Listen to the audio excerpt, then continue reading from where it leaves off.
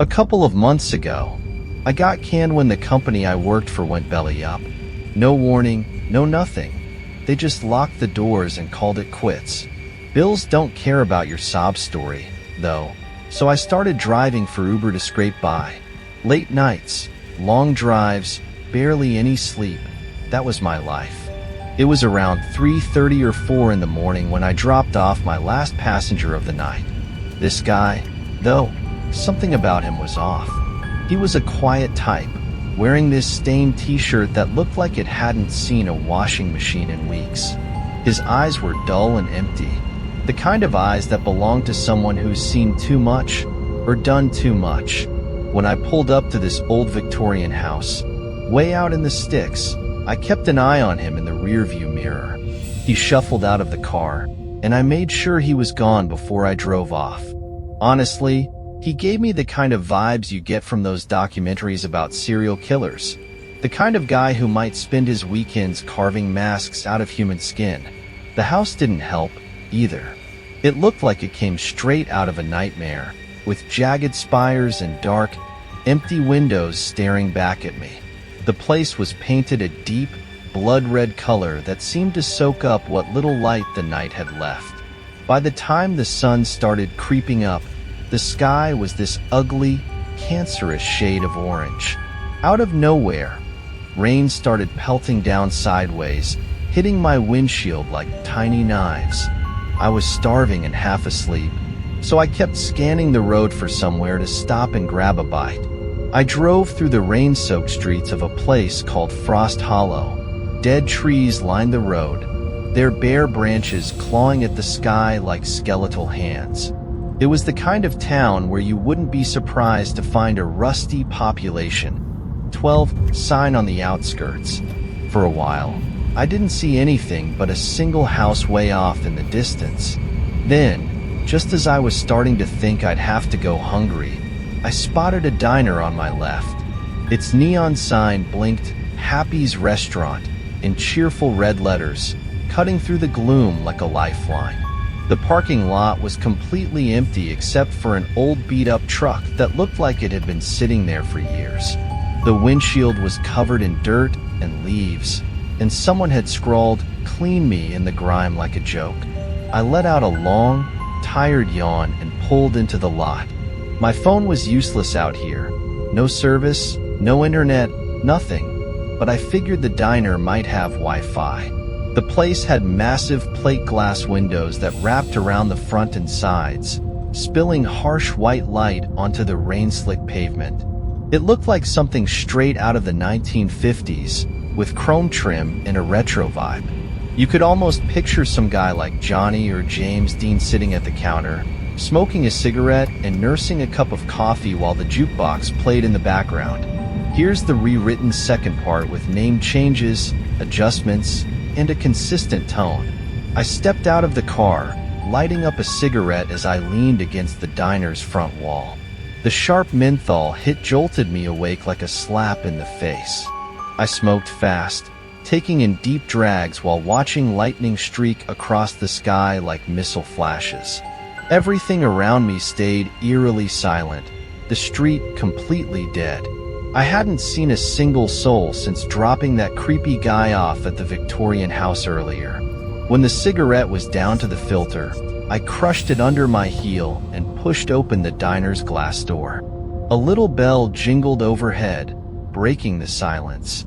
Inside, the place looked spotless, almost unnervingly clean. The smell of fresh coffee wafted over, rich and inviting. Shrugging, I sat at a corner table near an old TV, its screen flickering as it played some 24-hour news channel. The anchor was rattling off a story about a breakout at Graypath Psychiatric Hospital. 2 patients escaped late last night by murdering a doctor and taking a nurse hostage. The escapees reportedly planned their attack for weeks, fashioning weapons out of screws and other contraband that went undetected. Authorities have described the facility as maximum security, housing patients deemed criminally insane. Before I could process that, a voice startled me from the back of the empty diner. "Hey, sorry about that, buddy. Didn't see you there." I whipped around to see a man lumbering toward me. He wore a dirty, stained apron and moved like his body was too heavy for his legs to handle. He was enormous, easily 300 or 400 pounds, with multiple chins that wobbled as he walked. His face was flushed beet red, drenched in sweat, with a tiny button nose and thick, rubbery lips. A name tag pinned to his apron read, "Henry." "Morning," he grunted, stopping at my table. "What can I get ya?"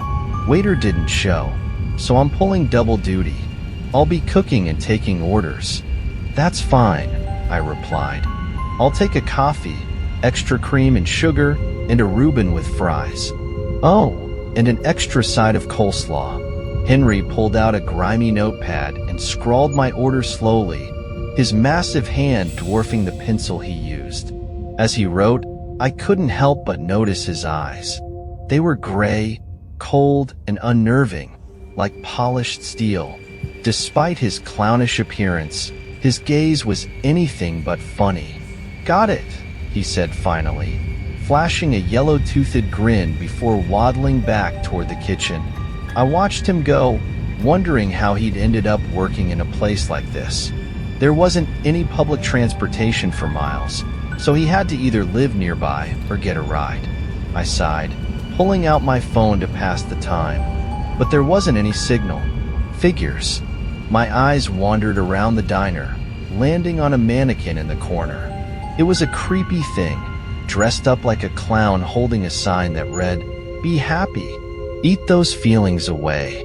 Its sharp red and white makeup gave it a sinister look, and its painted grin stretched into an unsettling half-circle that framed its gleaming white teeth. Before I could think too much about it, Henry returned with a steaming mug of coffee and a bowl filled with creamers and sugar packets. He set it down with a grunt, then lumbered back toward the kitchen.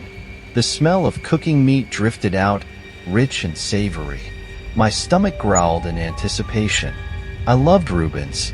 Out of every sandwich ever made, I figured Reubens had to be the best. The way the corned beef melted into the tangy sauerkraut, the creamy Thousand Island dressing, and the crunch of toasted rye bread. If there was a god, he made those ingredients just for this sandwich. As I sipped my coffee and waited, my gaze wandered again.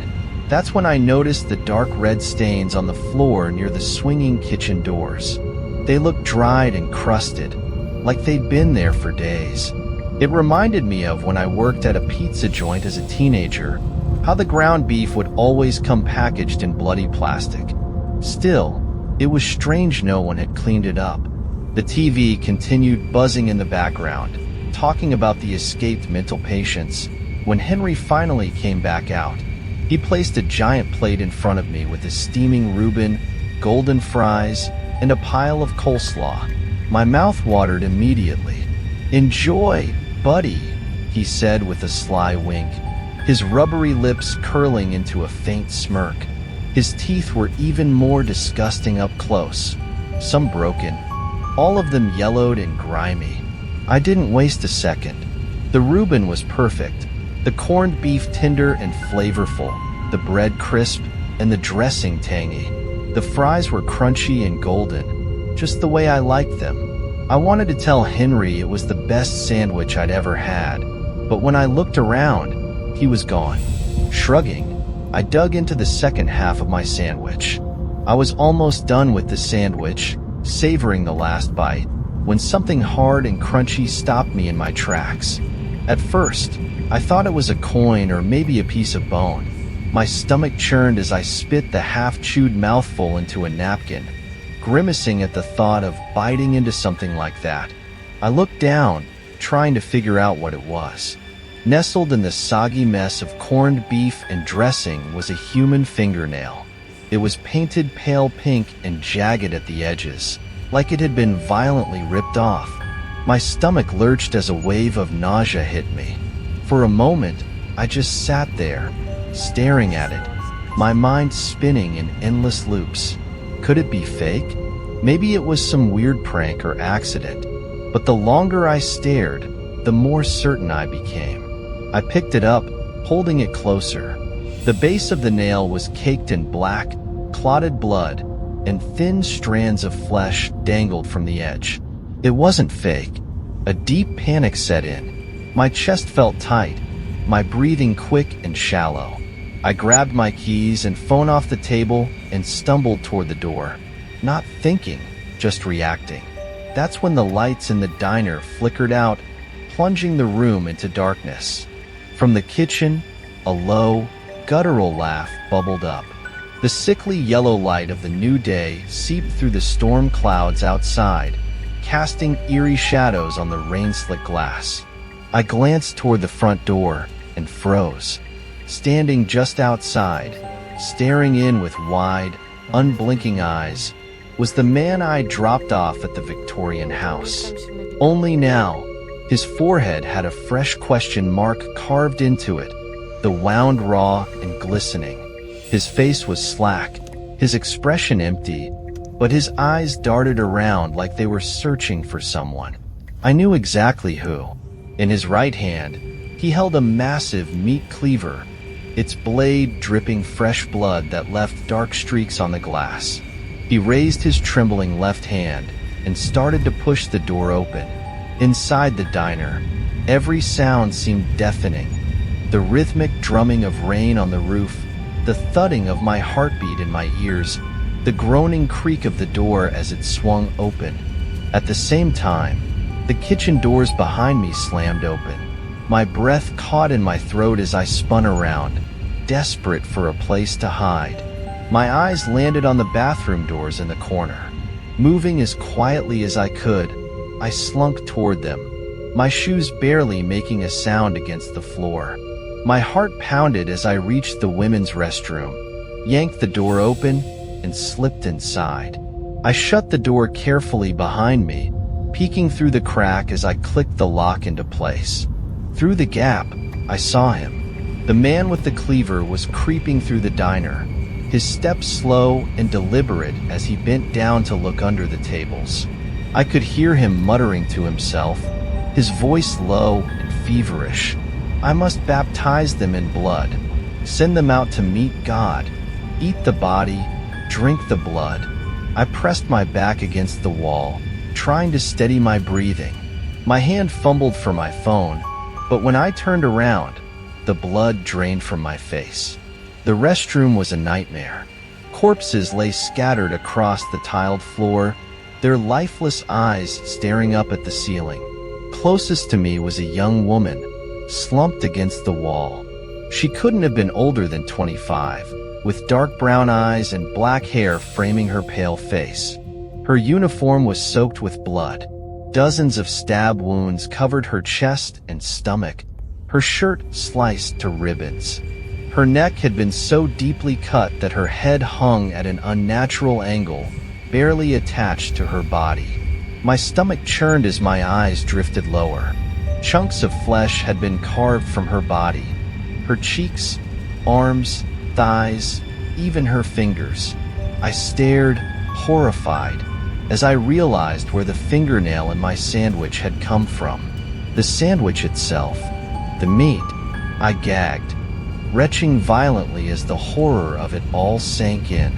Lying sprawled on the restroom floor was the body of an old man in a tattered business suit. His jacket and shirt had been shredded, exposing a grotesque question mark carved deep into the sagging flesh of his chest. A butcher knife gleamed in one of his eyes, the blade buried so far into his skull that it split the eyeball clean in half.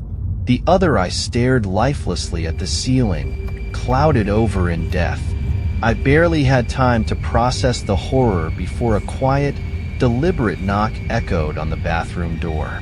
It wasn't frantic or aggressive, more like the polite tapping someone might use to see if the stall was occupied.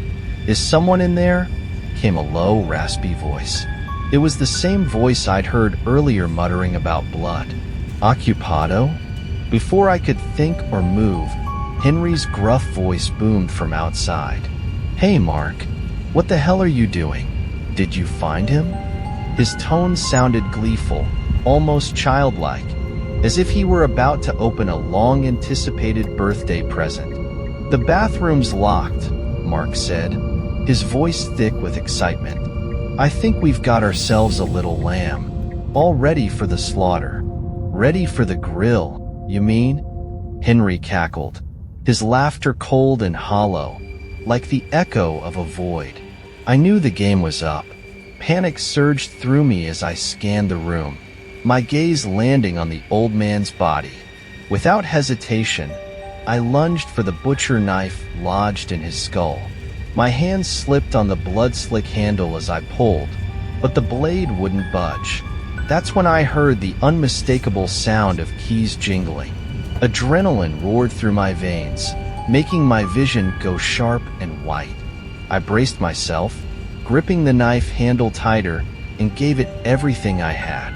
With a sickening crack and a wet squelch, the blade ripped free, spraying cold, congealed blood across my face and neck. I stumbled back, gasping for breath. The bathroom door burst open at that exact moment. Henry and Mark stood silhouetted in the doorway, their faces twisted into matching grins. Knives gleamed in their hands, catching the dim orange light of the stormy dawn outside. They didn't see me right away. I was crouched against the back wall, shaking with a mix of fear and fury. My grip tightened around the butcher knife as I sprang forward. Mark turned just in time to see me coming. The blade sliced cleanly into his throat, and his wide, bloodshot eyes bulged in shock. He tried to lift his cleaver, but his foot slipped on the blood-soaked tiles. He fell hard, clutching his neck as dark arterial blood sprayed across the room. I yanked the knife free and turned to face Henry, but he was faster than I expected. A flash of steel blurred toward me, and a searing pain exploded in my side. His knife had plunged deep into my stomach. Screaming in pain, I threw myself forward, driving my knife upward into Henry's belly with every ounce of strength I had left. I aimed for his aorta, and the blade found its mark. A torrent of blood erupted from his abdomen, spraying like a grotesque fountain with each beat of his dying heart. His massive frame toppled backward, landing with a wet thud on top of Mark's lifeless body. I staggered toward the restroom door, clutching my side as blood poured from the wound. Every step felt like dragging a lead weight, and my vision blurred as waves of agony crashed over me. My breath came in ragged gasps, each one bubbling with blood as I coughed. The sound of distant sirens cut through the chaos, growing louder with each passing second. Police. I collapsed to my knees, crawling inch by inch toward the front door. The streaks of blood I left behind glistened in the weak morning light streaming through the diner windows. The last thing I heard before the world went dark was the screech of tires and the shouts of officers bursting into the restaurant. When I opened my eyes, I was in a hospital bed. The sterile smell of disinfectant filled my nose, and my side ached with a deep, throbbing pain. "You're lucky to be alive," a gruff voice said. I turned to see a police detective standing by my bed. His bulldog-like face was etched with exhaustion. "We've been tracking missing persons reports in the area for weeks," he continued.